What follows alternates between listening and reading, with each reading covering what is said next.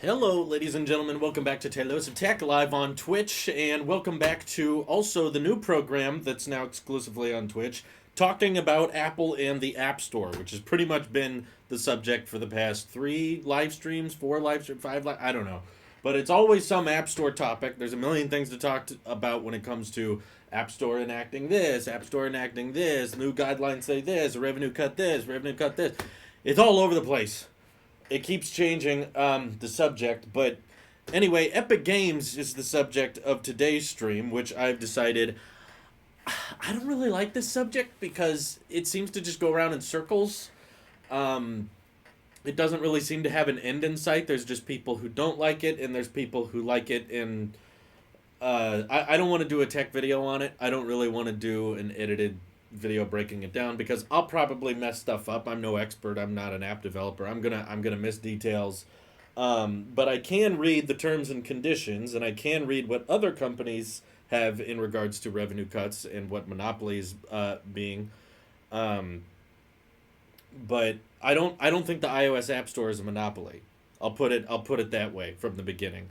And it seems most people on Twitter, at least, seem to be mostly citing Apple in this case. I mean, there's cases to be made where Apple's treating certain apps on the App Store unfairly, and I completely admit that. But Epic is not the one who should be leading this fight, especially when they're a company owned by Tencent, which is a huge billion-dollar corporation. If you're going to talk about monopolies, and Tencent is entering the picture, yeah, in this particular argument, I think Apple's in the right because they didn't change anything.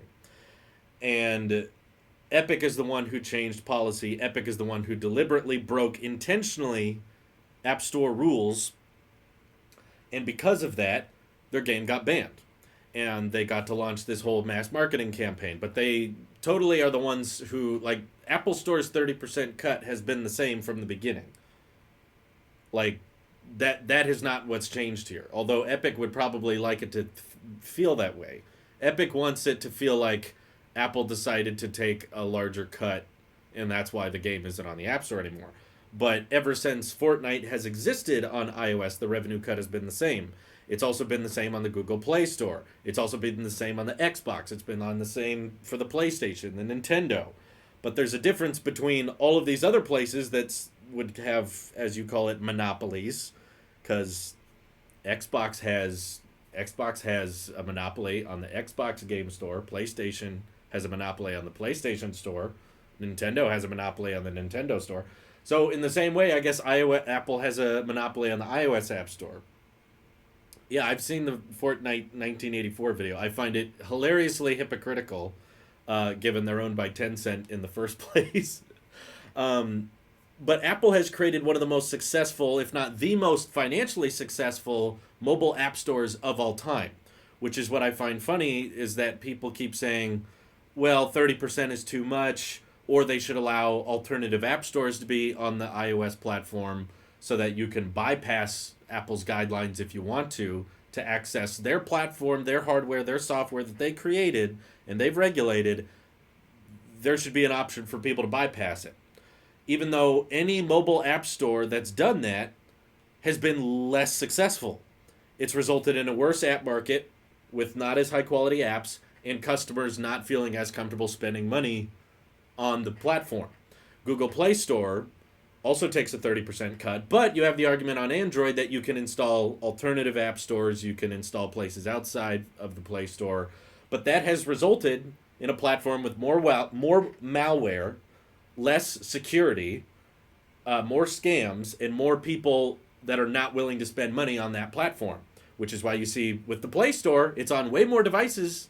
It's way more massive and more accessible than the iOS App Store is, but way less money spent compared to the iOS App Store. More money spent by the consumer results in more careers, more app development, more payouts, and Apple has created a very successful platform with these revenue cuts. That's resulted in a large number of companies and agencies and game developers that have made careers off of this platform that Apple invented. So if you want to make the argument that, well, 30% is too much, it's not an Apple problem. This is an industry-wide problem then, which is why I don't understand Epic singling out Apple and not also calling out Xbox, PlayStation, and Nintendo. If you're arguing they should let you sideload apps, again, Android does this and they have a worse successful platform. Less money is spent, there's less productivity apps, there's less successful apps there. So if you're saying Apple should be more like this more unsuccessful platform with more malware and more scams, how is that better for the consumer? Well, it gives them the option. Okay, it gives them worse options. My point is, if Apple wants to review and analyze every app that goes on the App Store, they should have the ability to do that. If Google wants you to have the option to sideload apps and have alternative app stores, they can do that. But it's ultimately up to the company, and there's not concrete evidence that suggests if you have this openness of alt app stores or sideloading apps or not manually reviewing each app or not taking the 30% cut, you don't have proof that that results in a better platform. There's no evidence of that. It's just, I would like that, so please do it, Apple. There's a reason why mobile app game devs prioritize Apple App Store over the Play Store. Exactly, yes. Apple could display a giant disclosure for an app that doesn't use Apple Pay and warn the consumer that security isn't guaranteed by Apple, but let developers use Stripe or other methods of taking a payment. Again, it's up to Apple. If you want to argue that option should be there, can you prove that it would be more successful that way? Because we don't have an example of that being the case. Malls charge rent for their stores, exactly. You can't just set up a store inside a mall because you know there's traffic there and you know there'd be foot traffic and people walking by and expect to get it for free. And if you're just arguing that it's too high and it should be lower, then, I guess you can go around that argument all day. You just say, well, it should be higher. But that means this whole argument, the whole reason Epic intentionally got their app off of the App Store, which in my opinion, it's more Epic's doing than Apple. Apple's just enforcing their guidelines. If Apple didn't kick Epic off the store, they'd be accused of making a double standard for Epic and not everyone. So Epic is the one that's saying, we don't care if our app or our game doesn't get presented to our fans or they don't get updates. We don't care that we've been having a successful app on this platform for years. We want a 10 or 20% raise. And because we want that 10 or 20% raise, we're going to let every one of the iOS users know with these pop-ups and tell everyone to free Fortnite on Twitter, and you won't get updates in the meantime because we want a 10 to 20% raise. Landlords charge excessive rent all the time. Monopoly. Right. I mean, it would make sense if Apple had like a 40 or 50% cut and everyone else had 30, but that's not the case. Again, Apple didn't choose 30% out of thin air when they developed the App Store. That wasn't like, let me think of something, 30. No, they looked at what the industry standard was. This is, again, what Xbox, PlayStation, and Nintendo do the exact same thing. They all have monopolies on their platforms because that's their choice. If Nintendo only wants Nintendo-approved games on the Switch, I think they should be allowed to do that. It could just be like, well, it's more secure that way. We can approve them. We know what we're getting into. Because at the end of the day, the software you put on a device, people will come back to you and complain if it's not working properly or it's behaving irrationally or you get scammed. Nintendo takes some of that responsibility if that happens, which is why, again, that's why a lot of platforms have decided, no, we're going to manually review each game you want to bring to our store. I'm not a game dev myself, but in case you guys are curious, I'm primarily a YouTuber, and YouTube takes 45% of ad revenue. And do you see people suing YouTube over that? Not really. It's not really much of a thing that happens that often. Let's see. Imagine if YouTube took a 30% cut of your sponsored spots on YouTube. Well, they take 45% of the ads that are used in general. But an in-brand sponsorship is not the same thing. Just like when Epic partnered with Marvel for the Avengers thing, Apple didn't get a cut of that. That's a in-game advertise. It's not the exact same thing. Again, YouTube takes a very large cut. And company, and this is not new to the business world, by the way. This is not something Apple came up with. If you want to sell items at the local 7-Eleven, or if you want to sell your own product at Walmart, Walmart gets a cut of that. 7-Eleven gets a cut of that. If you want to publish your book, the publisher gets a cut of the revenue. If you want to publish a movie and a studio has to produce it, they get a cut of the revenue. Well, YouTube sucks. Again, I don't understand why these have been industry standards for decades, people. The 30% thing, the YouTube ad revenue thing, these have been around for well over 10 years, and no one has been complaining until now. Now it's brought up. It's too greedy. Apple's being too greedy. Why is Apple at the forefront of this criticism when everyone else has been doing it for decades? I just want to remind people, if Apple goes the Android sideload route, the App Store won't be profitable because the Play Store isn't profitable either. There you go. Would that result in a better platform? Because Google doesn't have proof that it works. Let's see. It really looks like Epic Games was planning this the whole time. Oh, they absolutely were. There was no way they made that 1984 ad and all these banners of App Store policy. They didn't do that in a few hours. No way. This was intentionally planned, and they're intentionally doing it because Apple was a part of the antitrust hearing. And they know this will look bad for them, so Apple's hoping that, Epic is hoping that Apple will lower the revenue cut so that Epic can get a raise. But Epic's not hurting for cash. It's not like Fortnite would go out of business if they just kept doing what they were doing. That's not the case here. They just want a raise. And they're hijacking the antitrust media to get their raise. Because, again, otherwise, if Epic wanted to be consistent here, they should also be boycotting Xbox, PlayStation, and Nintendo. But they're not. They're not suing them. They're not trying to do the thing. They're not trying to do the same thing. And yeah, I think this is all one-sided for Apple because Apple and Google can absolutely live without Epic. They don't need Fortnite to survive.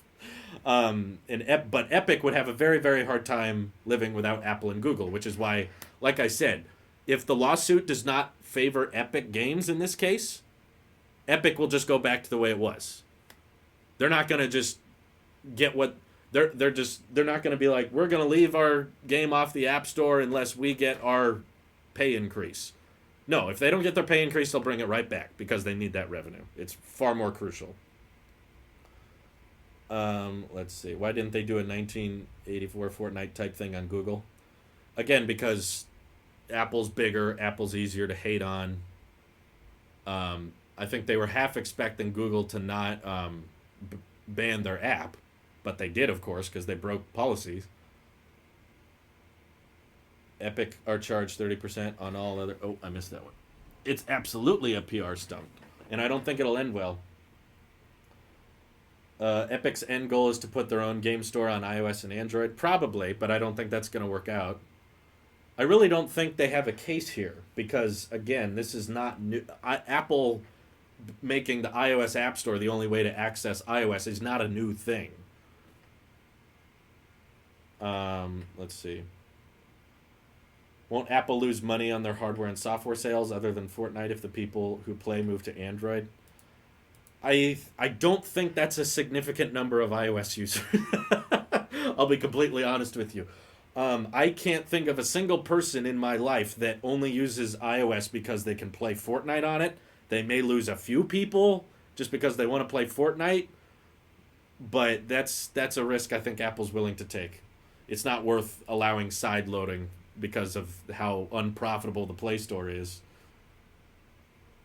My big problem with Epic's messaging is that it's influencing kids with aggressive marketing. That's a big no-no for me. I kind of agree with that. They're kind of targeting a infantile user base and acting like they're acting like Apple is the enemy here when in reality Apple hasn't changed anything. Apple is just doing what they've always done, but Epic is the one saying, the headlines I saw around this were so deceitful. They were so like Apple bans Fortnite for lowering the price of V-Bucks. That's literally a headline I saw.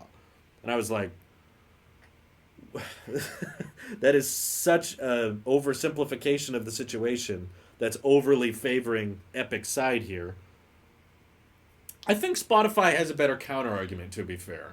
I think there's a better argument to be made with Spotify. I'm not saying I completely side with Spotify or completely side with Apple because there's a lot of things Apple did on the App Store that made it unfair for Spotify that I kind of disagree with. There were certain like promotional deals and things that um, Spotify wasn't allowed to advertise and certain things like that. And I was like, okay, that's kind of unfair. And especially when Apple introduces Apple Music, which is a direct Spotify competitor, and Apple Music doesn't have to worry about the 30% revenue cut.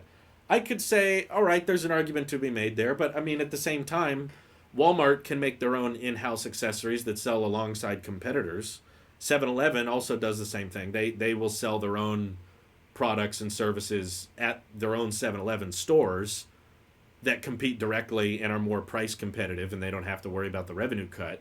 I mean, it's a better argument though. I will give Spotify that. Apple is not making a direct Fortnite competitor though. That's the difference. Apple Arcade is a monthly subscription. It's not trying to sell you V-Bucks. It's not trying to sell you in-app currency through their own in-house game. No, Apple doesn't have any of that. They just have the arcade thing, which is totally separate.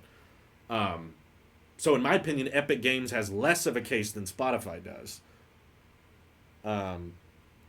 Imagine if McDonald's was required to also sell KFC by law. That's what it feels like in my opinion. Let's see. So why is Spotify complaining about the 30% cut that does not apply to Apple's own music streaming service? And what do they want Apple to do? Start charging themselves 30%? No, I don't think it was so much the revenue cut. I mean, for one, I think that was part of it. But for one, services revenue goes down to 15%, I think, after a year. But the bigger issue Spotify had was with not being able to advertise. Like, Spotify couldn't say, we're having a promotional deal right now. That kind of thing. So there was more specific nitpicky things that the App Store was doing that I don't completely side with Apple on. But when it comes to the Epic Games versus App Store thing, I'm much more on the side of Apple here. I don't get behind. I'm not a fan of Apple Arcade or any of that stuff. I don't see how Apple is in the wrong here. To me, they've been nothing but consistent so far when it comes to the Epic Games thing. Epic knowingly broke terms and conditions, which in my opinion is kind of scummy in itself. Intentionally breaking the rules so that you can get banned and then advertise to your user base that Apple is bad because they banned us. Because we tried to lower the price of V-Bucks. Epic could have lowered the price of V-Bucks with the revenue cut. So don't act like this is all on Apple. If you wanted to charge $7 for 1,000 V-Bucks or whatever, you could have done that. You just would have had to do it within Apple's 30% revenue cut system. V-Bucks are not an actual currency. It's an in-game currency. They could have totally lowered the price within Apple's guidelines. So the headline saying Apple bans it for lowering V-Bucks is ridiculous. That's not the case at all. 10 bits from Pizza Man, thank you very much. I'm thinking of, okay, that's a different subject. I'm all for lowering it to 20%, but there are proper ways to go about this, and Epic is being dumb and childish. Again, it would be nice if it was 20%. I don't doubt that. It would help developers. I just haven't seen proof that that is a industry requirement. My point is it's up to Apple. If Apple wants to lower it to 20, they can lower it to 20. But again, in the industry of, selling things on a platform, 30% is so standard. It's so normal. So at the same time, if Apple built this platform and they're developing the tools, they're developing the user base, they're developing the payment methods, they're developing so much of what has made the App Store a success, can we argue that it's unsuccessful? Is that the point we're trying to make? Or are we just saying it would be better if it was 20%? Because the truth is, how many I know people, I have friends in my personal life that were barely out of high school that developed an app, put it on the App Store, and made over $1,000 off of it. And that's just one guy. Well, that's just one teenager, And I can also think of countless companies, LumaFusion, and countless game devs that have optimized and worked within Apple's system with the 30% revenue cut and become profitable and successful and employ hundreds, if not thousands of people through that iOS App Store platform. Can we argue that it's unsuccessful or that it's hurting developers? It'd be one thing if Apple introduced the App Store and it was 10% at the beginning, but then in 2020 they upped it to 30%. Now you can make the argument, well, what used to be successful and good on the App Store is no longer possible, but that's not what happened. Again, it's Apple enforcing the same rules they've had since the beginning. Yeah, Epic had a good relationship with Apple. Apple promoted Fortnite at one of the WWDCs. I think it was WW 2014 or 2015. They introduced Fortnite on stage. Also, they advertised Fortnite like crazy in the App Store, saying, hey, this is one of our most popular games. Try out Fortnite. They always showcased it when they demoed gaming performance on new Macs and iPads and that kind of thing. They would always say, check out Fortnite, check out the performance of Fortnite on our Mac, or check out the performance. They've done nothing but promote it. If anything, Epic has an advantage over average games because of how often Apple showcases it on their hardware, advertises it in the App Store. And yet Epic is the one here saying, no, we're not getting enough. We want a 10% or 20% raise. Fortnite, yeah, it was on the homepage for like 20 weeks straight, no doubt. They promoted them like crazy. So, again, this is Epic totally just piggybacking off of the antitrust media. They're saying, ooh, Apple doesn't look good in the press right now. They don't look very good with this antitrust investigation going on. So let's make them look bad by intentionally breaking terms of service and getting banned, and then saying, see, Apple banned us. We were just trying to lower prices for... And now you see Facebook doing the same thing. Now Facebook's like, actually it hurts private meeting groups. That revenue cut, the same cut they've had for literally over a decade. Facebook's like, you know what? This is hurting us, actually. I've decided it's hurting us. Apple didn't have an exclusive skin compared to Samsung. Prove that Android is the master. Oh, God. Yeah. Well, they're all greedy. I mean, they're all companies. Apple probably could survive if it wasn't 30%. I'm not trying to argue that. I'm just saying acting like Epic is the victim here is ridiculous. This is $2 billion companies arguing with each other about how much money they want. Don't act like this is not a developer versus the publisher versus the platform argument. This is two separate, especially when the developer themselves has their own app store. They have their own game store on Windows, the Epic Game Store. And you could argue they have an unfair advantage because they make their own games and then let other people sell games through their store, but they get a cut of those. So Fortnite doesn't have to worry about the 12% cut on the Epic Game Store, but other game devs do. So in that sense, yeah, it's $1 billion company versus $1 trillion company. That's what it comes down to, I guess. Yeah, they're literally just trying to create drama. Personally, I think because Fortnite was slowly losing relevance. It was being talked about less and less, especially if you look up search results on how common Fortnite was becoming. It was on a slow and steady decline of not that many people caring about it, no one really paying that much attention to it. So they were like, hey, what if we just nuked it and see what happened and how much attention we'd get? Worst case scenario, Apple wins the lawsuit, and then we just put our app back on the App Store and just live with the 30% cut, which we've lived for years. Best case scenario, Apple drops their revenue cut to 20% or 15%, and we get a raise. So Epic really can't lose that much. It's just not without social repercussions, I guess, because I think it's kind of sketchy. V-Bucks isn't a hardware that has its own cost margin. It's just software that has already been developed. If Epic wanted, they could sell V-Bucks for $8 as an in-app purchase. They totally could. There would just be a 30% revenue cut.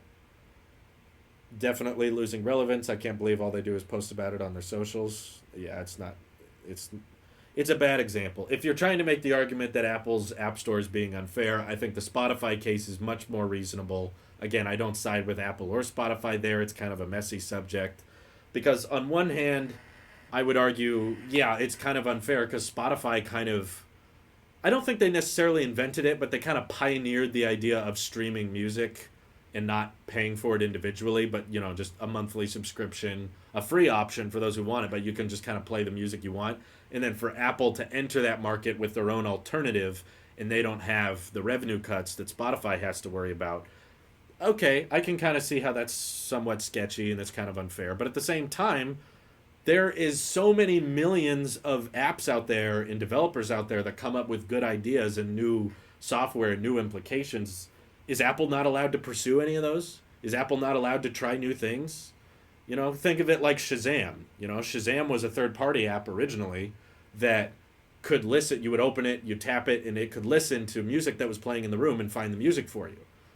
Apple's not allowed to see that and be like, wow, that's really cool. That's really nifty. Let's implement that into iOS so you don't even have to download the app. That way it saves the user an extra step and it gives Siri some more functionality. They buy Spotify. And not Spotify, sorry. They buy Shazam. It's like, well, I mean, Apple wants to make the user experience better, so if they can find a way to make their own music streaming service that doesn't require another third-party app and doesn't require you to have another email, another password, and they think they can pay the music artists better than Spotify can, why not? So it's a messy argument. Fortnite was a trendy game, then everyone fell off the bandwagon when it wasn't trendy anymore. Yeah, I somewhat agree. Thank you for the bits, very complex. And also thank you for the Twitch Prime for 11 months. Holy crap. Almost a year.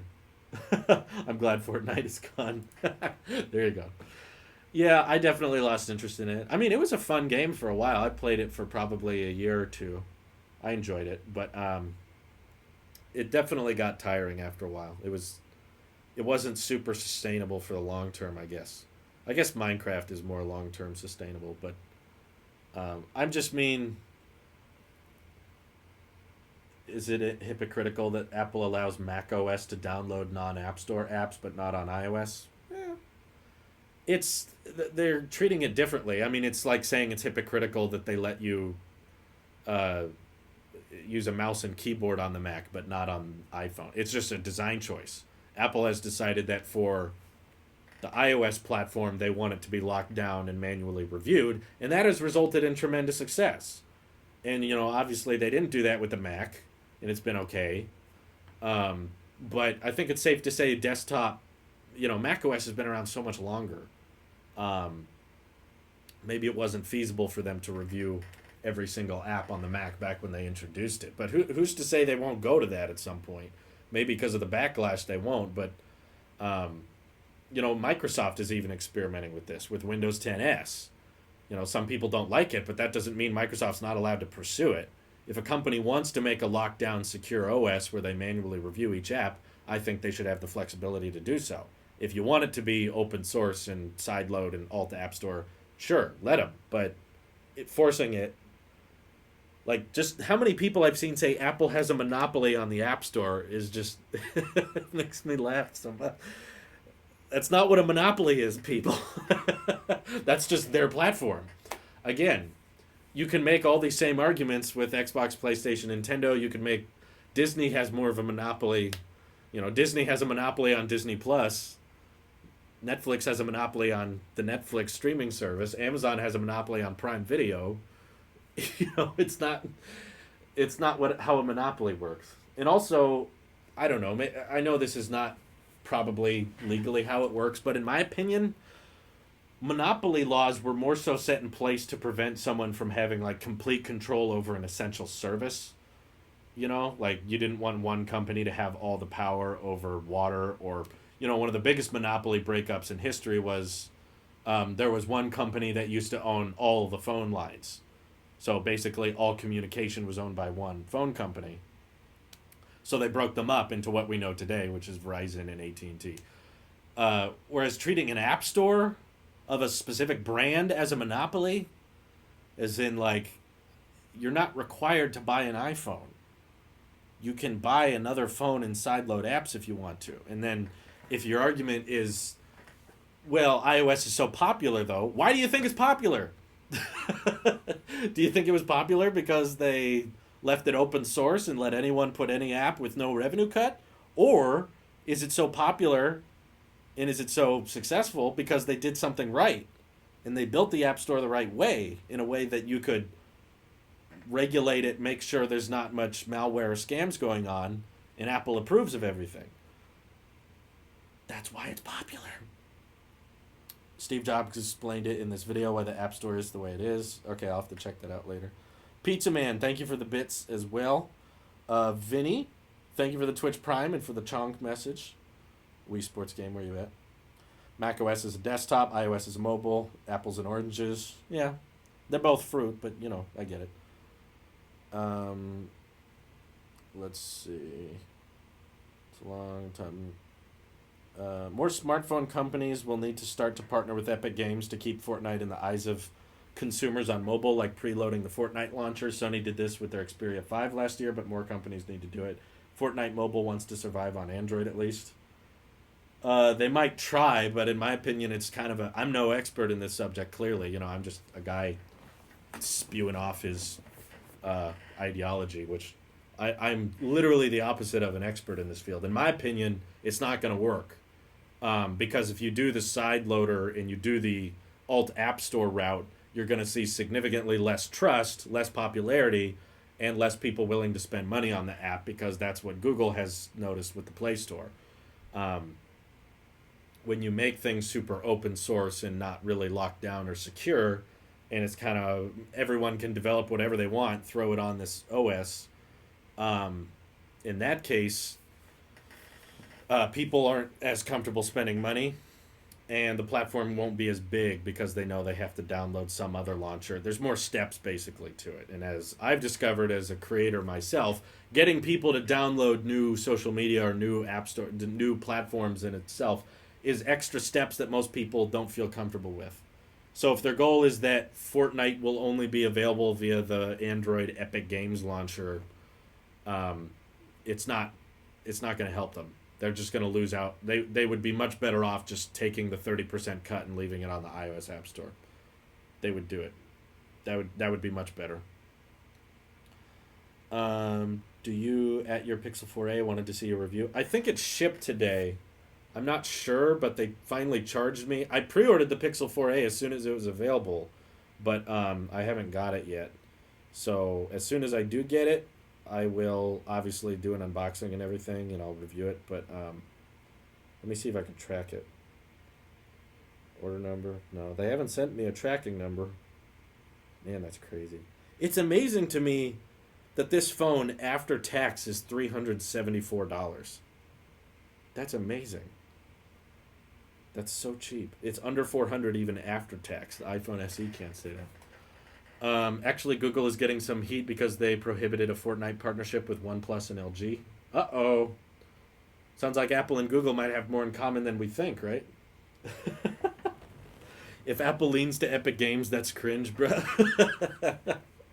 I agree, it would be really cringy. I would be very annoyed if Apple decided to just give Epic what they wanted. In my opinion, it wouldn't be because they believe in it. It would just be because they're trying to save face and they're trying to make marketing. It would just be them trying to make brand look better. Someone would probably make the argument that in a newsroom post, Apple would say, we want to empower developers to be better, so we're lowering our revenue cut to 20 or 15%.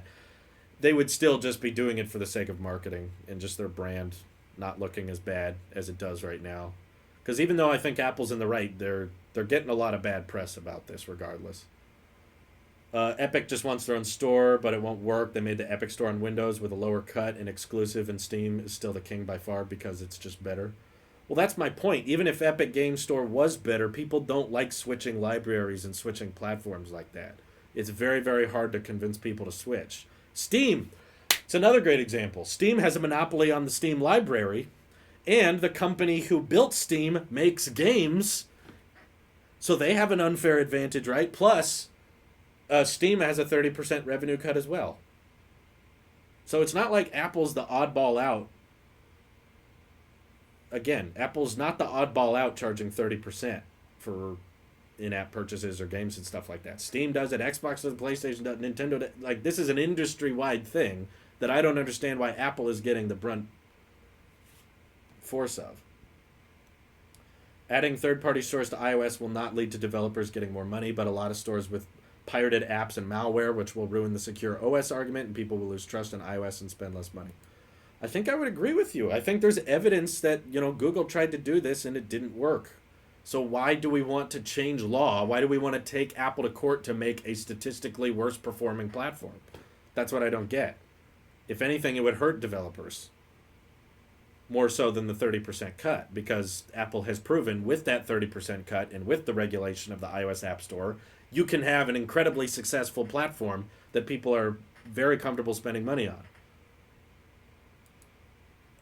Let's see. I don't think Apple cares about bad press. Remember those Samsung ads that kept making fun of Apple? Yeah, I forgot to because it didn't reflect Apple in any way. Well, I don't think they were happy about those ads.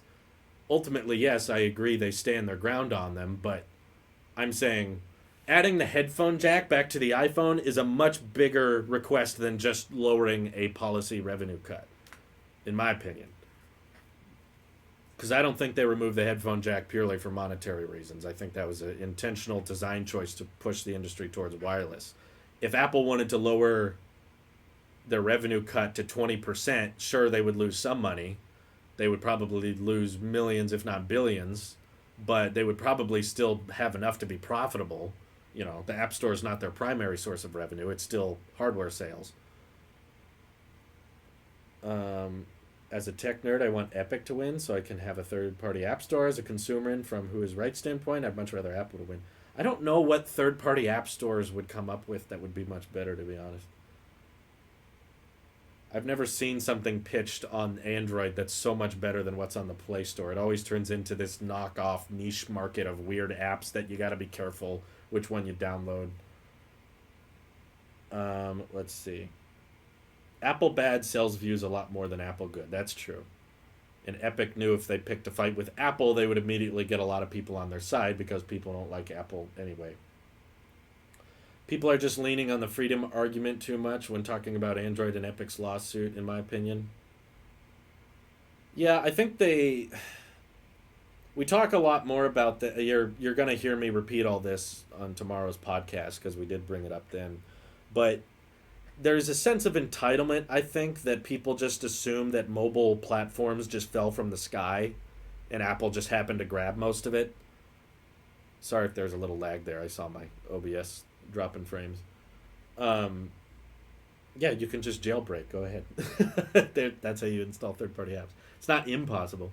There's a sense of entitlement that just there is a mobile app store, you know, because I saw people comparing it to what if Walmart owned half of the United States and therefore wasn't letting people. But that's like there's a set amount of land. The difference would be if Walmart built the country. You know, it's not an exact comparison because there's a set amount of land that Walmart has decided to put up stores at, but it doesn't mean Walmart created the country. Apple created this platform. There was not this giant successful mobile app store before Apple. They invented that. They mainstreamed it and they modernized it. And it's really, yeah, Apple's not the majority of mobile market share. So you can't really argue it's a monopoly, same way you can't argue Netflix is a monopoly.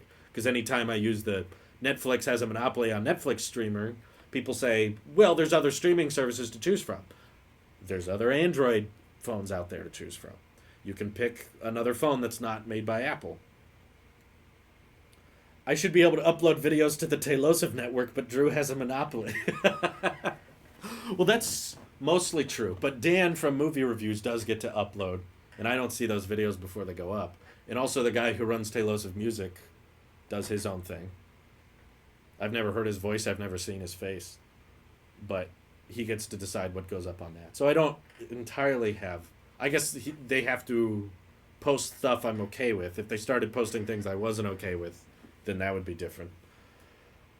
Is it really entitlement if you spent the $1,000 on the hardware and aren't even allowed to repair it? It's up to them. Aren't allowed to install what you want in it. Aren't allowed to play games because of pay disputes that Apple created. They're normal play disputes. Again, this is not exclusive to Apple. You can spend $500 on an Xbox, but that doesn't mean you get to install whatever you want on it. And again, you technically can. You can jailbreak. It's not like police are going to show up at your door if you jailbreak your iPhone. It's just if you want to know what Apple is comfortable with and how they want their devices to be used. It's entitlement to assume that a company should do everything that you want in particular, even if it hurts them. I would say that's entitlement. Forcing legally a company to do something that will result in a worse experience for everyone. Because that's all we have proof of with the Play Store and Android being more open.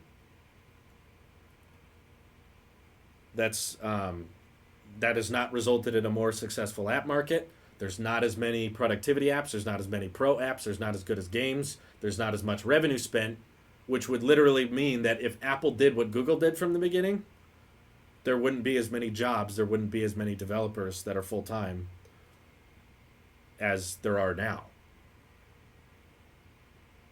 So if Apple created the platform, it's, in my opinion, that they should be able to decide how it works.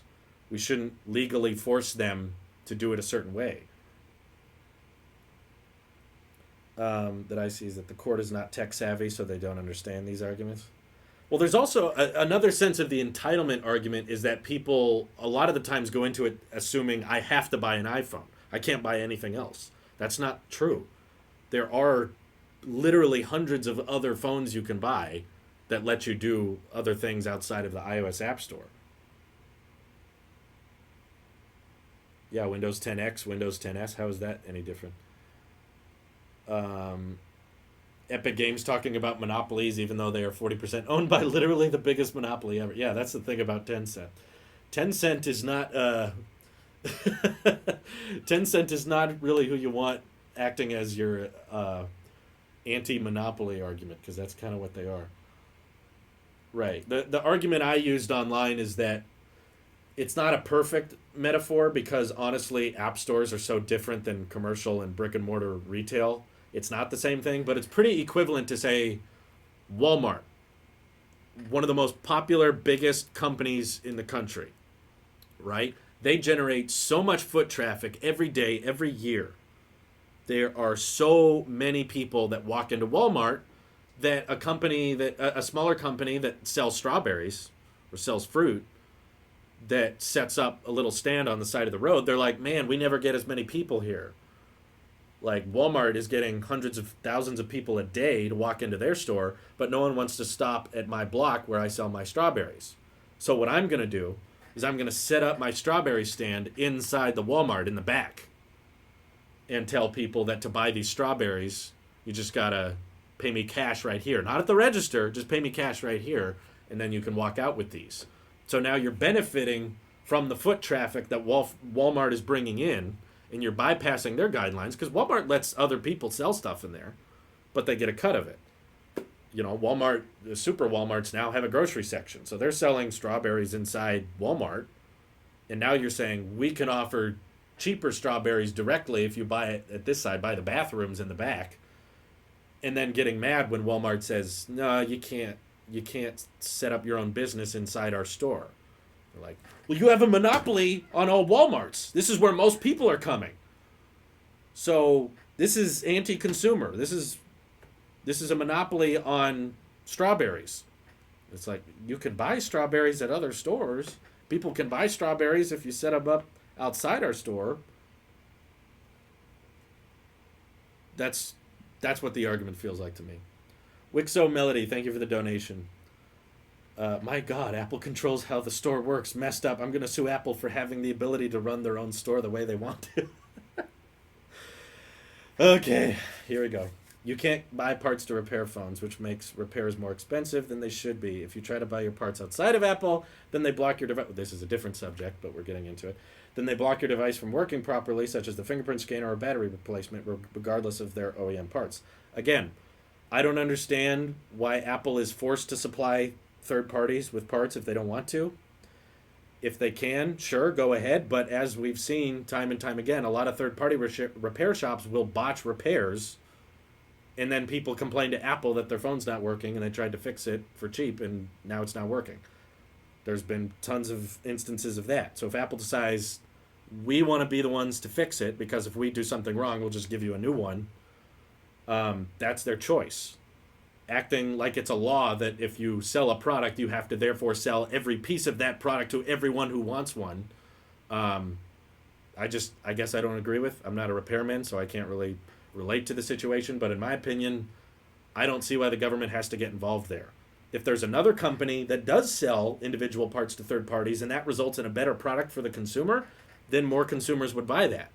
But time and time again, Apple has leaded customer satisfaction, and people are much more comfortable going to the company that they bought their product from to repair it And that's why people buy Apple Care, and they get enjoyable experiences after it. No, not always. I know that there's use cases and there's news stories about how Apple ripped off this person at the store, Apple ripped off this person, Apple Care is a scam.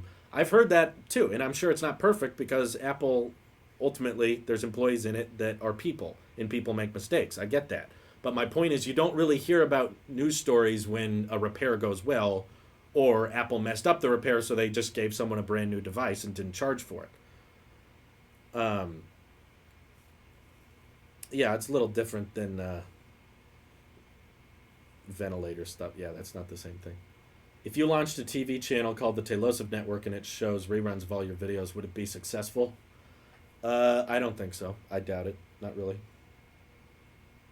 Have you tried repairing a 5-year-old Apple product versus repairing a 5-year-old Android device? No, because I don't like repairing stuff. And fun fact, most people don't. That's why they go to Apple to fix it. That's why they pay for Apple Care, because they don't want to think about it. And for the record, I've heard a lot of people in our Discord say that iPhones are very easy to work on.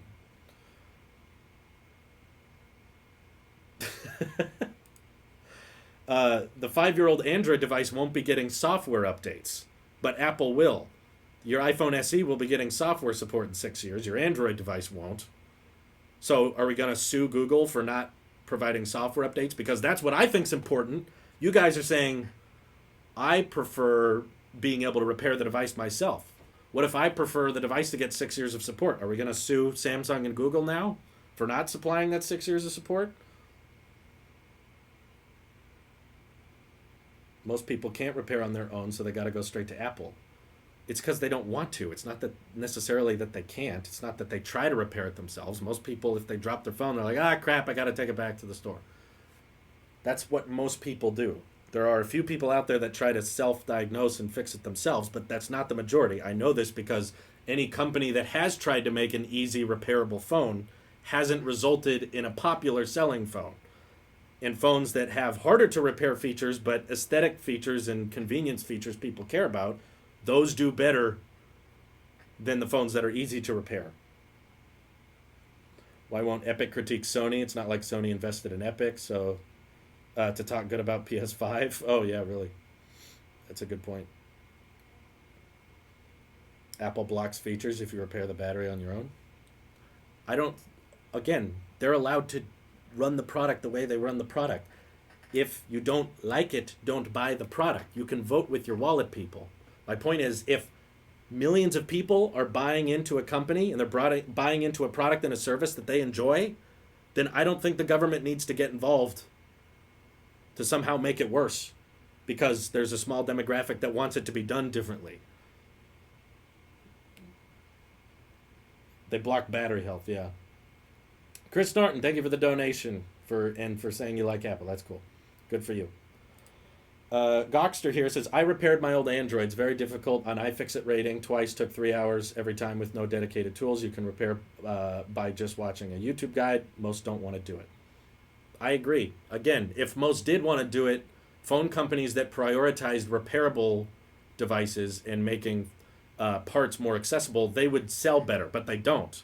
Time and time again, is it more repairable friendly to have a glass back? Pretty much, I'm sure almost 9 times out of 10 it's not. It's worse to have a glass back for repairability. Makes it much harder to work on. It's much easier for the phone to shatter. But guess what? Phones with glass backs keep outselling phones without glass backs because people want wireless charging because it's convenient.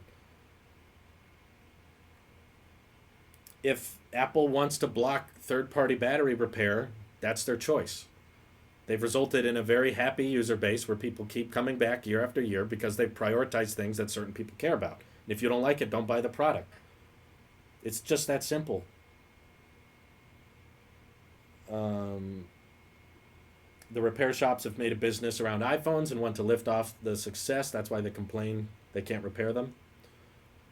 Well, yeah, I get that sucks if you make your living off of something and the company makes it, and another company makes it harder to survive, but that doesn't mean very happy user base. Yes, people line up outside Apple stores every year with increasing number to pick up their iPhone. People go to the Apple store for fun, just to play with products.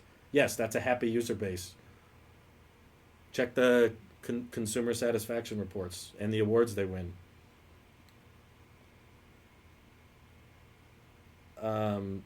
But at the same time, that doesn't mean that Henry Ford needs to be sued for taking away the Pony Whip factory's jobs. You know, new technology comes out and can make older that's the life of business.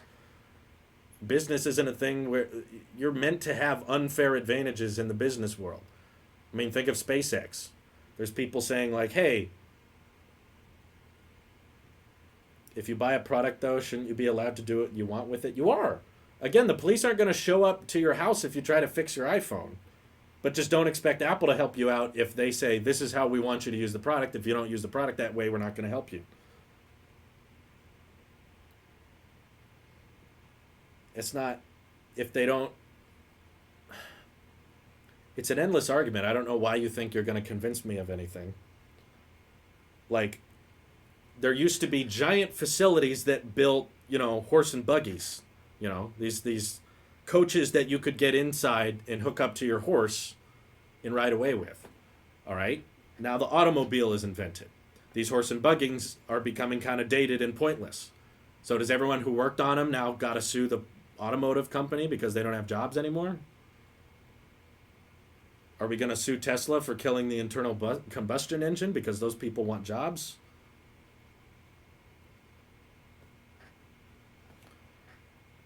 An entire industry of repair companies exists because of the shortcomings of Apple doing their own repairs or not covering repairs. Does that not alarm you? Not really, because they've literally changed the world. So I wouldn't be shocked if there's a whole third party. Apple has created several industries. Repair is one of them. But they've also created, like, I don't think I'd have this job if it weren't for Apple. And there's tons of YouTubers that would probably have to say the same thing. Think of all the app devs out there that are full-time, that develop games and develop productivity apps and, Adobe. I'm for the right for the company to run the business the way they want to. And if it's not successful for consumers, then they'll die out. If the company makes choices that the consumer isn't happy with, then the consumer won't keep buying into it and the company will die. But if the company goes after what the consumers care about and prioritizes what people want, they will survive. That's kind of the beauty of the free market. Most of the time, Apple repairs are just replacing the device. 10 bits from very complex. And I think people like that. They like just getting a new one. Vote with your wallets, people. If you don't want an iPhone, buy a Pixel at this. They're the same. Pixel bad for the day. Apple and Samsung made BlackBerry BlackBerry go out of business. BlackBerry should sue them for being better than them. Yeah, if a company decides that for the betterment of their product, they think it's best that they repair their products, it's not Apple's responsibility to keep third-party repair shops open. That's not their job. That's not their goal of a company. It's not like it's their responsibility to make sure they can make a living off of their success. That's not, just like it's not Tesla's responsibility to make sure I have content to talk about. That's on me.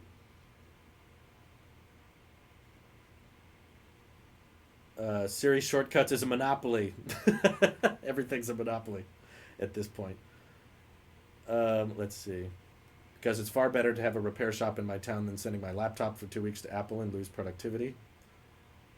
Yeah, I mean, again, I'm not saying Apple has to make everyone happy. I'm just saying the government doesn't have to get involved just because a company does something you don't like. I don't like the Mac Pro. I don't like the Pro Display XDR. That doesn't mean the government needs to get involved. Apple saying to the repair shops, I brought you into this world and I can take you out of it. Exactly. Yeah. I just mean, like, even if I support companies' ability to make the wrong decision. It's okay if a company messes up and makes a mistake. Like, I don't think it's a good idea for Samsung to invest in foldables. I don't think that's a good choice for them. But they can do it. They can decide to pursue that. That's fine. Let's see. You can't sue a company for making something better than your product. Yeah. SpaceX is a good example. Like the whole free market and business world is all about having unfair advantages, right? Apple has an unfair advantages with repair because they have all those parts. That's how a business works. You know the age old expression in the business world of if your competitor is drowning, you should stick a hose in their mouth. That's how it works. Like SpaceX developed a way for them to launch rockets and satellites up into space and then land the rocket and reuse it again, making it infinitely cheaper to send things into space than their competitors. That doesn't mean we need to sue SpaceX because they have an unfair advantage. That's the point. That's how innovation comes in. You have to come up with some type of unfair advantage you have on your competition. If you don't like the way Apple handles repairs, I don't see why it's a legal issue. That's just a company doing something you don't like.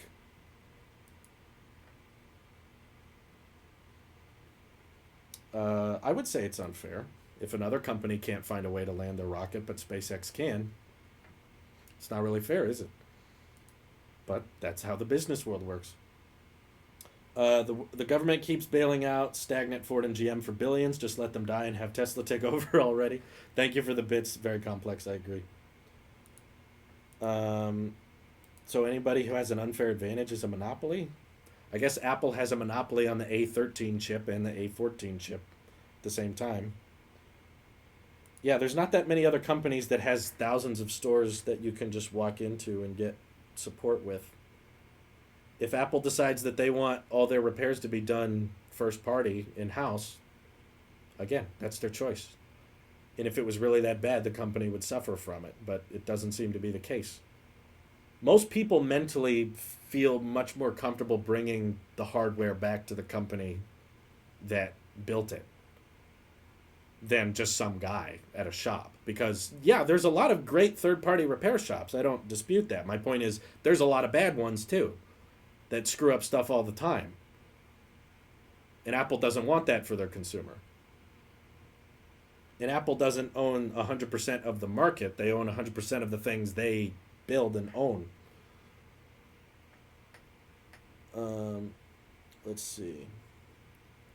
Yeah, I don't think the government needs to bail out that many companies.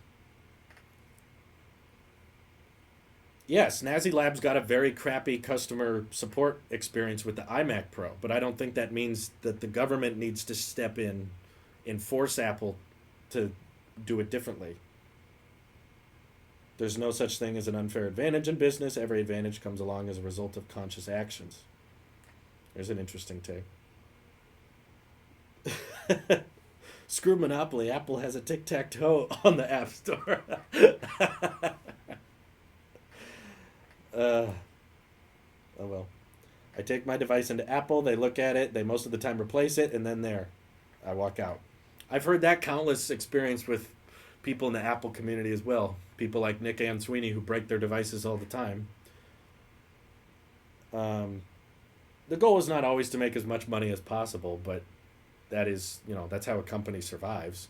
They need money. They can't survive without it. You can argue some companies have too much money, but again, it's not a law. Um,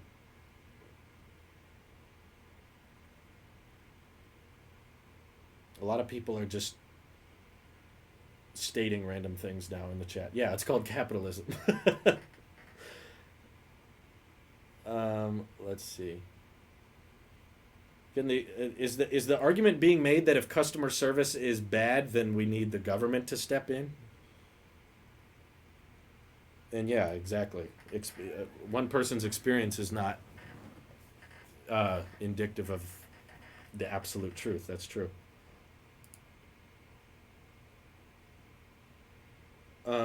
Let's see. Where did we start with this? Epic Games was how this all began. Epic Games being greedy and Apple being greedy. Everybody's being greedy, but I just think Epic is being more hypocritical and inconsistent. Businesses only care about making money. Exactly. That's how they're a business. They wouldn't be a business if they didn't care about money. I just don't like the idea of restricting how successful a company can be. Whether Apple is huge or not, small businesses still thrive in today's time. No, yeah, like let's be real here for a second.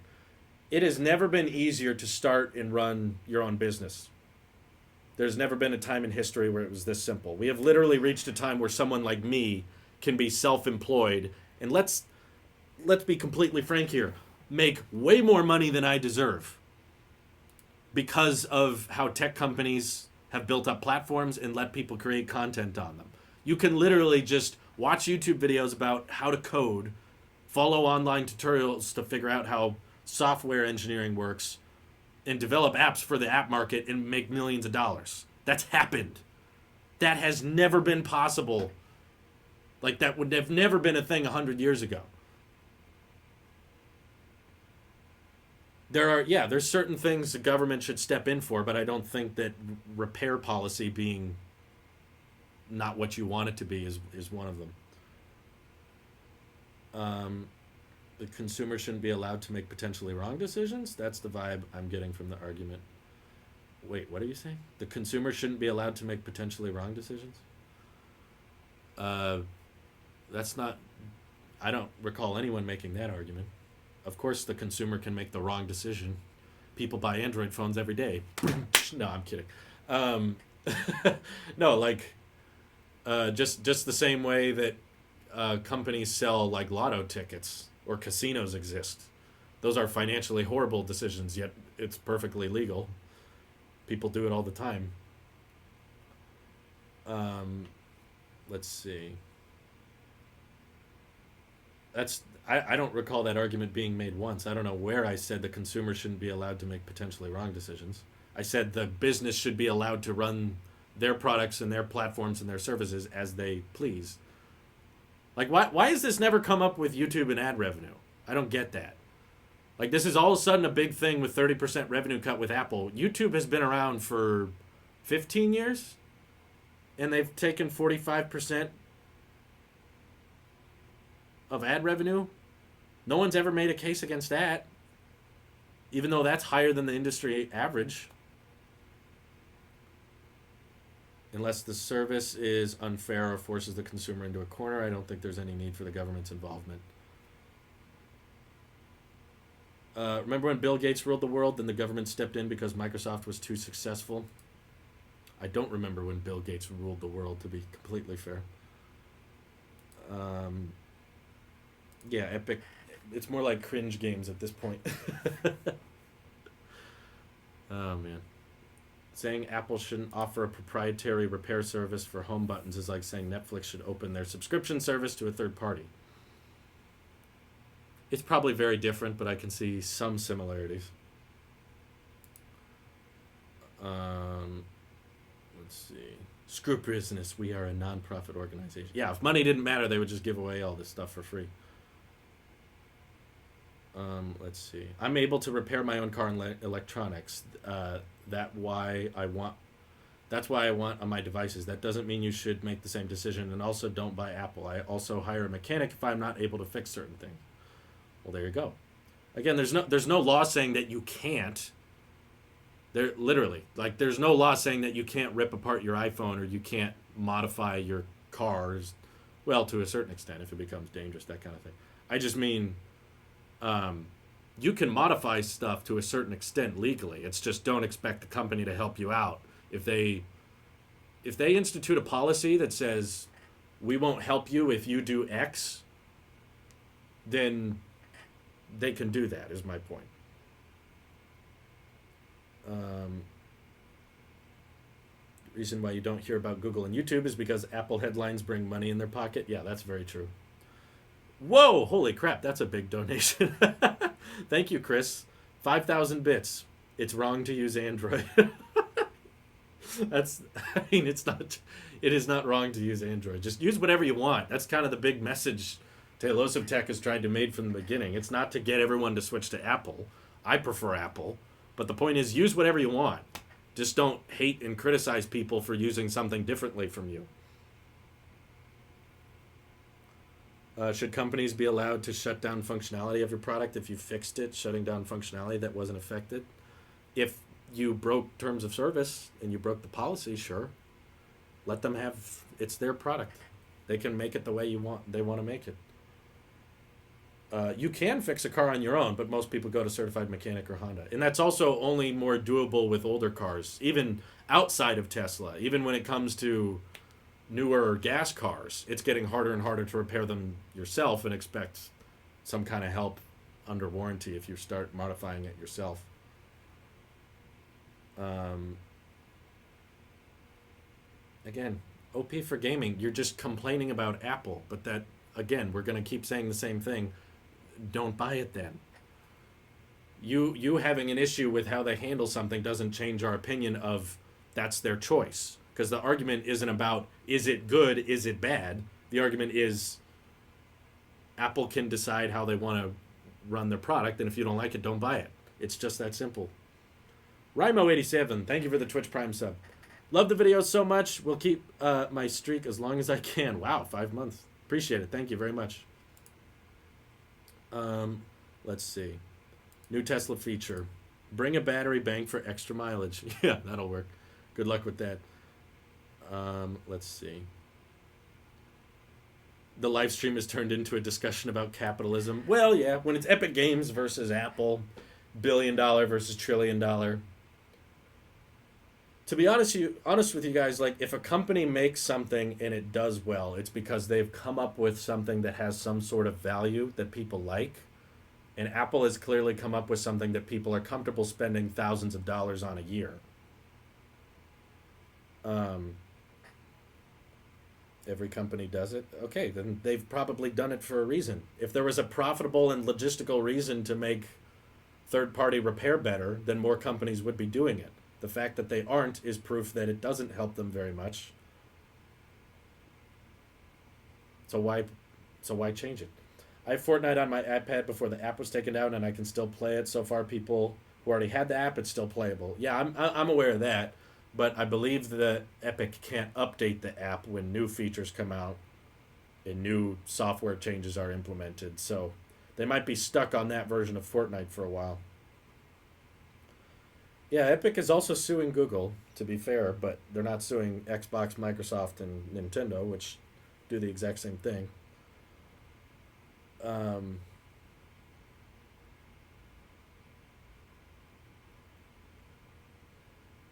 much do you think I should sell my 6th gen blue iPod in near perfect condition?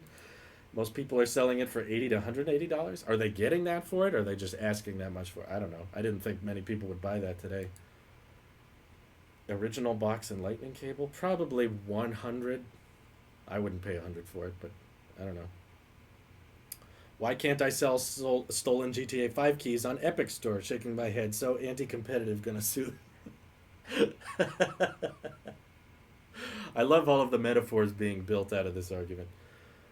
You can update it through the Epic Games app? I thought if you had to push an update to the store, though, Apple had to approve of it.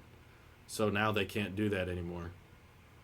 So in the short term, Fortnite will still work, but I don't think in the long term. Eventually, their servers won't want to support that version anymore, and it'll just stop working. Technology is becoming more advanced, but the average consumer doesn't have the knowledge to repair it. The landscape has changed completely, but some people can't get over it and blame it on greed. They want the technology, but don't want the odd complication that comes with it. I think there's a lot of truth in that statement. I definitely think that technology has reached a point where it is pretty much getting beyond the point where we can repair it or work on it ourselves and have much success, which is why companies prefer doing things in-house. Because, you know, when grandma's trying to log into her Facebook account, but she keeps typing in facebook.com into the Google search bar and pressing I'm feeling lucky and getting different results, and she's scrolling through all the links. Eventually you just go, let me do it. You know, eventually you just, I'll do it for it. I'll get you to Facebook. Don't worry about it. And I think tech companies probably feel that way with a lot of their products now. Who said everyone is a grandma? Oh my God. Talk about oversimplifying. My point is, tech companies feel that way about most consumers. Not any big number of people are the same. I'm just saying most average day people. The whole reason smartphones are popular is because they appeal to the everyday person, not the tech enthusiast. They wouldn't be popular if they just appealed to the tech enthusiast. So at a certain point, tech companies just be like, no, stop trying to do it. Let me just bring it here. We'll fix it. We'll get it to work. Or we'll get you a new one. which is why people pay for Apple Care, because it's much easier than thinking about exactly what's wrong, taking it to a third-party repair shop that may or may not fix it correctly. So I'll take it. I'll take it. Oh, it's not working right? All right, have a new one. And there have been countless of those stories that, of course, don't make the news because they're not that exciting. Apple makes customer happy. That's not an exciting news story. I know so many people that have gone to Apple stores with broken products or busted issues that were either Apple's fault or their fault. Nick, who bent his iPad several times, bring it to Apple and be like, hey, it's not working. Can I get a new one? And Apple goes, sure, here you go, free of charge. I've done that myself with the iPhone 8. It fell off a nightstand once, and it had a big dent in it. So I brought it to Apple, and I was like, hey, I just got this. It's got a dent in it. Can I get a new one? They're like, sure. They didn't care. They weren't like, did you cause the dent? Or was it like that? I just said, no, it's got a dent in it. Here you go. Nick breaks everything. Nick will throw tech all across the room. He's just very... he throws his stuff a lot. He's not very careful with his tech. I've never bought Apple Care once, and it's never come back to bite me. Just because, in my opinion, and my parents would agree with me on this, they just say it makes sense that if you spend a lot of money on something, you take care of it. You don't drop it. You put it in a case, or if you don't put it in a case, you're careful with it. You don't throw it around.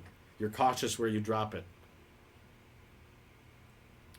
If they're targeted at the tech community, the S20 Ultra and Chinese phone would be top sellers. But no, it's a 720p LCD phone with not much thin bezels because, guess what? People don't care.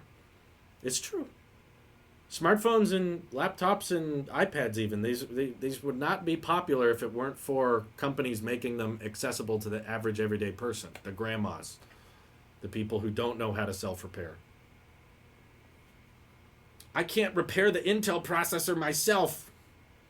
Intel is anti-consumer.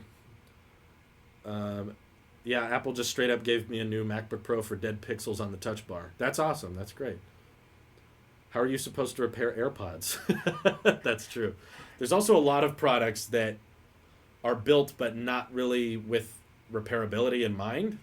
Not necessarily that they intentionally make it hard to repair, just the sake of it would be hard to repair, like the Apple Watch or AirPods. So we shouldn't just say you can't sell those because I can't repair it myself. Yeah, exactly, very complex. I practice something called actually taking care of my tech. I had someone spilled a drink on my Magic Keyboard once, so I brought it to Apple and said, hey, the keys are sticky. Can I get a new one? And they said, sure, have a new one. Same with my Apple Pencil 2. I think it was on my honeymoon, actually, where I had just got my iPad Pro. It was pretty recently. It was like end of October, and then I got married on November 11th. And the Apple Pencil 2 wasn't connecting. So we went to an Apple store, and I said, hey, it doesn't work. And they're like, here, have a new one. No Apple Care on any of these stories, by the way. Every story of my own, there was no Apple Care or Apple Care Plus of any kind. I just went to the store, explained the problem, they gave me a new one. And that's probably why people are so comfortable going to the Apple store these days, is because that's what the majority of examples turn into. We shouldn't be concerned about repairable tech, but tech that doesn't break in the first place.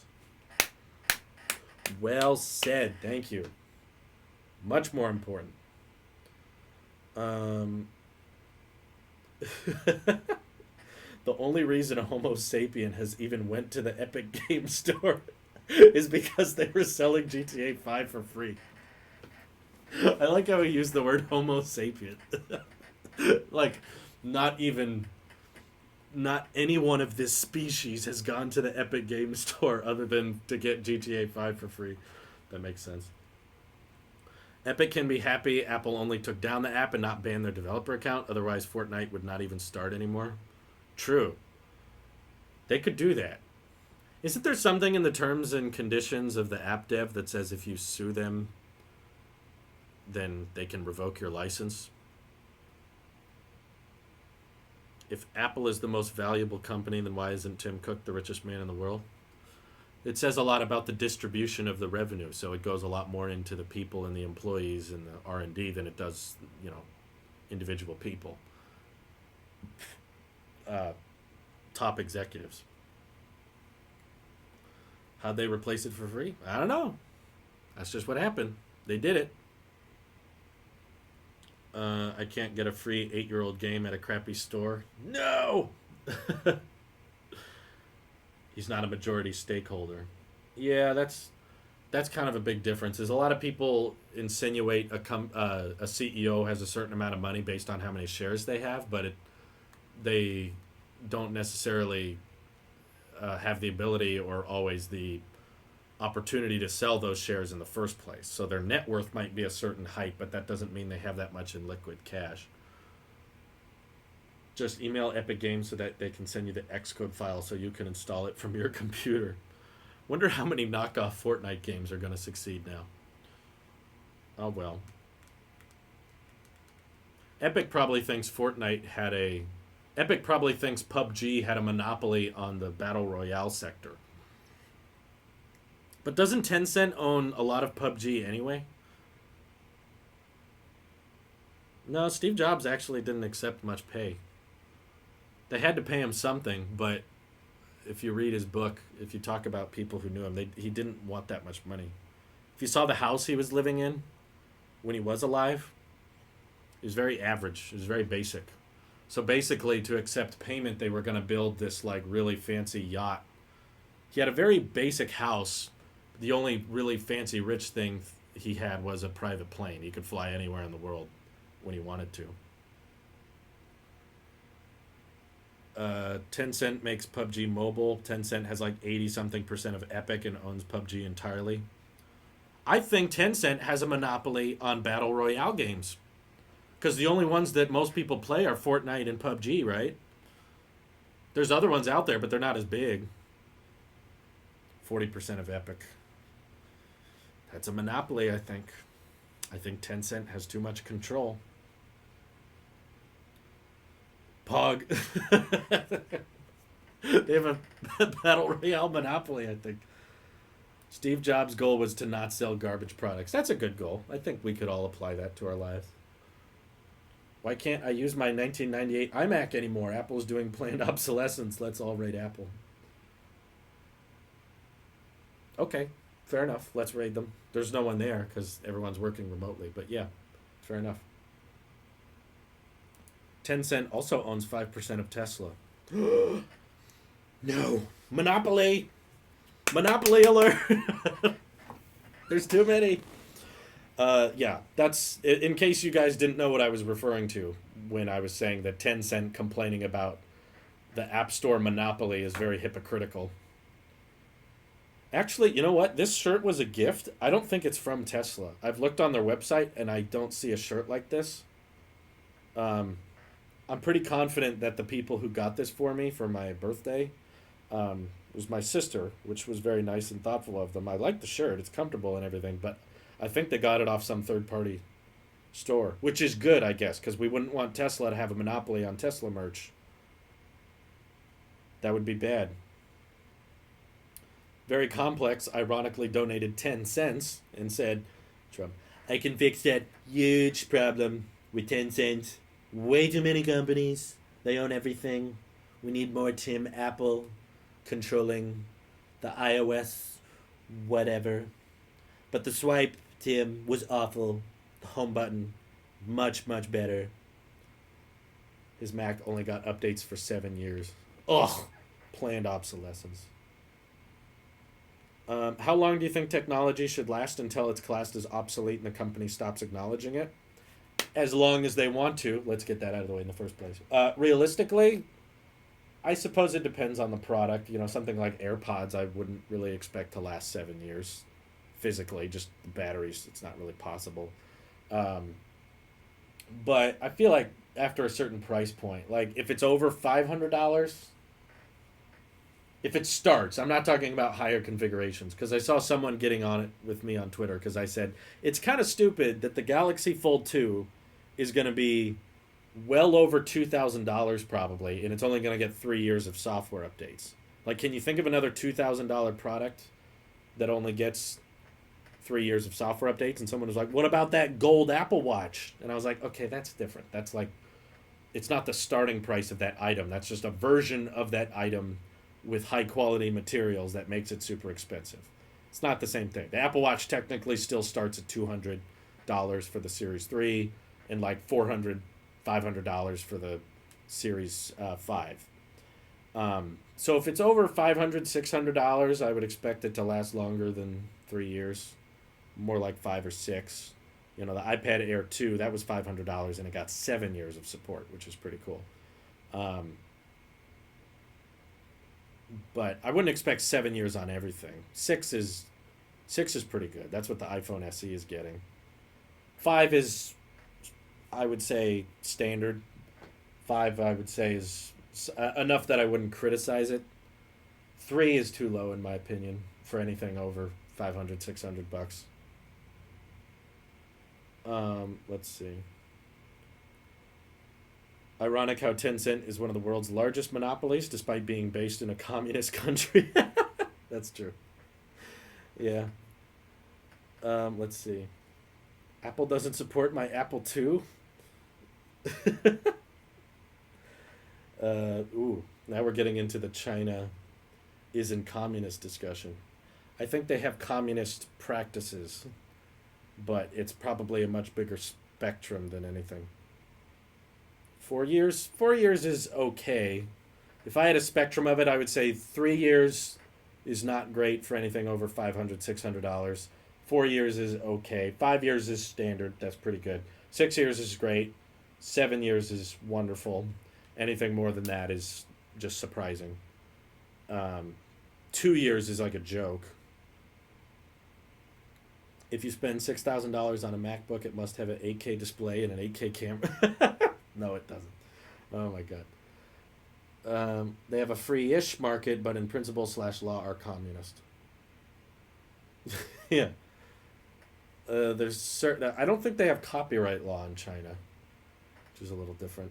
That's why there's so many knockoff versions of things there. Um, let's see. They pretty much let companies do whatever they want. Yeah, a little too much. If anything, Apple might control companies a little more than China. China just likes to endorse and send money to certain companies.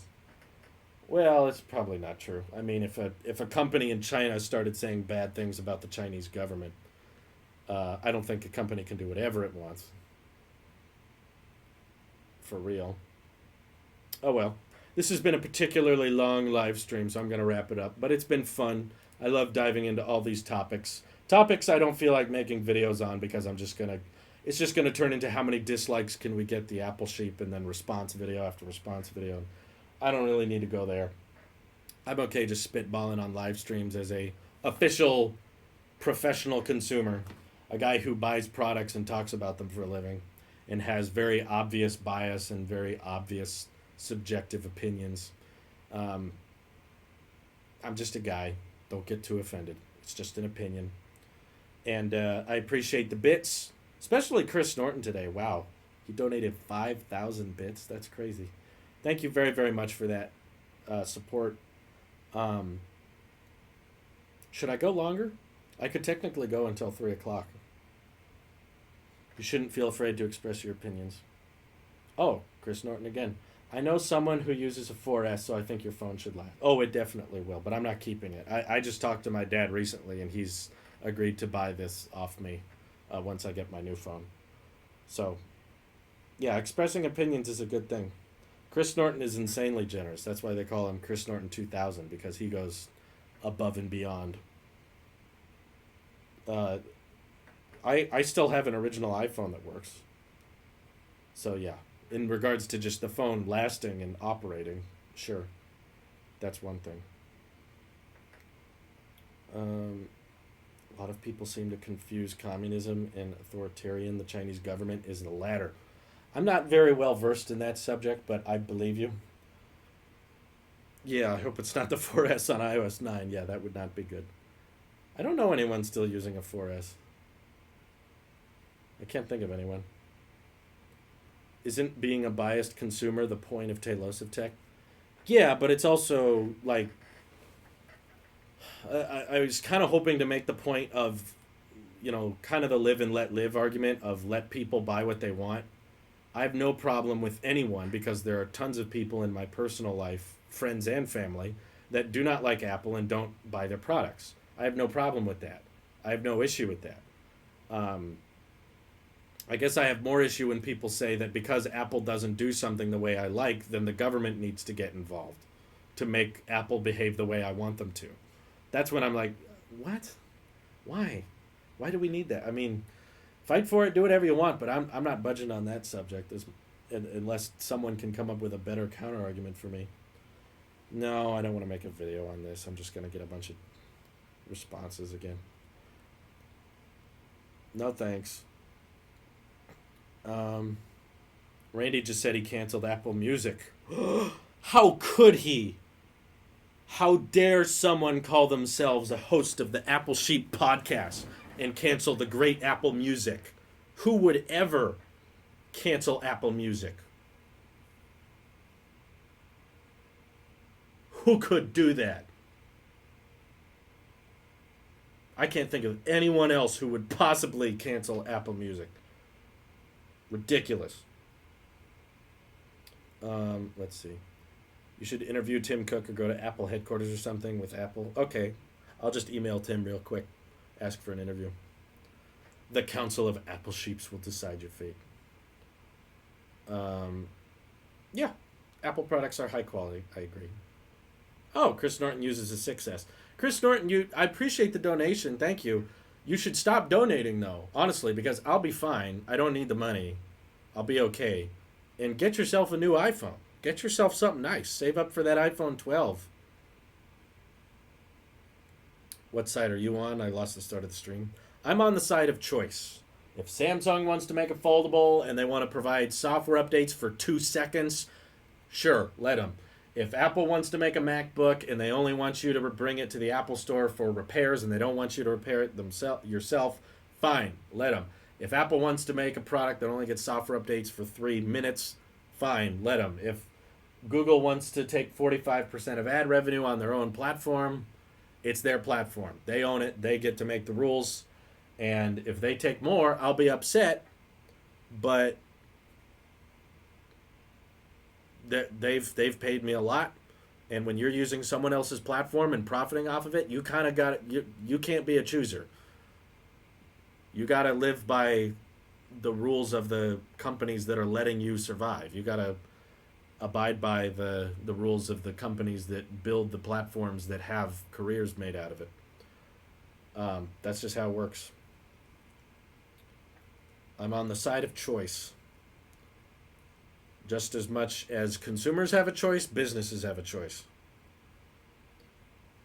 But I think that sums it up pretty well.